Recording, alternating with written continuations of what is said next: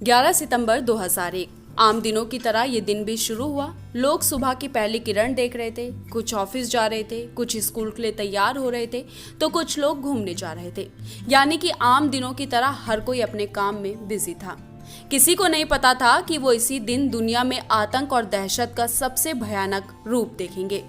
11 सितंबर 2001 को अमेरिका ने उस मंजर का सामना किया था जिसकी कल्पना कभी अमेरिका ने भी नहीं की थी। न्यूयॉर्क की शान कही जाने वाली इमारत वर्ल्ड ट्रेड सेंटर पर सबसे बड़ा हमला हुआ और ये पल भर में राख हो गई।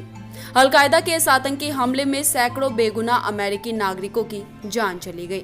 दुनिया के सबसे ताकतवर देश अमेरिका के लिए 11 सितंबर 2001 का दिन दहशत भरा था।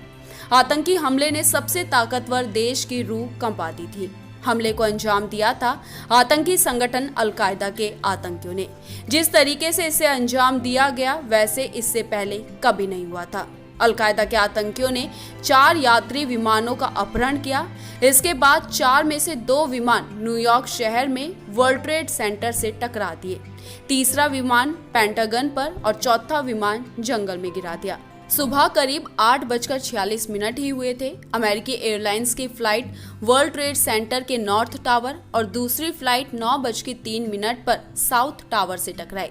इस भयानक हमले में विमान में सवार यात्रियों सहित 2,974 लोग मारे गए और करोड़ों डॉलर का नुकसान हुआ। मरने वालों में 343 फायर विभाग और 60 पुलिस अधिकारी भी शामिल थे। मरने वाले लोगों में 70 अलग अलग देशों के नागरिक थे। इसे अंजाम देने वाले 19 आतंकियों की भी इसमें मौत हो गई। इसमें से 15 सऊदी अरब के थे, बाकी यूएई, मिस्र और लेबनान के रहने वाले थे। इन 19 आतंकियों का सरगना मिस्र का मोहम्मद अत्ता था, जो पायलट की ट्रेनिंग ले चुका था। वो भी इस आतंकियों के साथ ही मारा गया। फिर अमेरिका ने जांच शुरू कर दी। जांच में सामने आया कि 9/11 का मास्टरमाइंड खालिद शेख मोहम्मद था। वो ओसामा बिन लादेन का खास आदमी था। इस खौफनाक हमले की तैयारी साल 1996 से शुरू हो गई थी। इसे 5 साल बाद अंजाम दिया गया। जिस तरीके से इस हमले को अंजाम दिया गया उसने जांचकर्ताओं के भी होश उड़ा दिए। उस वक्त के राष्ट्रपति जॉर्ज डब्ल्यू बुश ने ओसामा बिन लादेन और उसके आतंकी संगठन अलकायदा को खत्म करने की ठान ली थी। इसके साथ ही अफगानिस्तान से तालिबानी शासन हटाने की कवायद भी तेज हो गई। राष्ट्रपति बुश ने अफगानिस्तान में अपनी सेनाएं भेजी ताकि ओसामा और उसके साथियों का पता लगाया जा सके, लेकिन इसमें सफलता नहीं मिल सकी।